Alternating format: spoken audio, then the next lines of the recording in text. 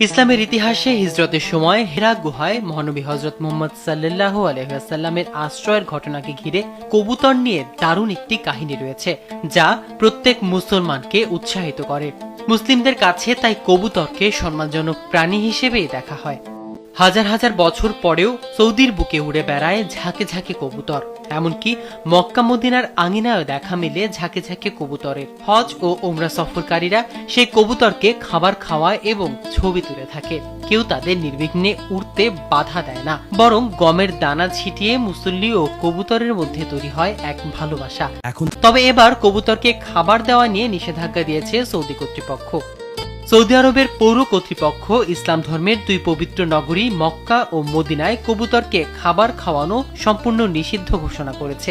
জনস্বাস্থ্য ও পরিবেশ সুরক্ষা নিশ্চিত করতে এই পদক্ষেপ নেওয়া হয়েছে বলে জানা গেছে। সাথে কেউ নিষেধাজ্ঞা অমান্য করলে 1000 সৌদি রিয়াল জরিমানা করা হবে, যা বাংলাদেশি মুদ্রায় প্রায় 30,000 টাকার সমান।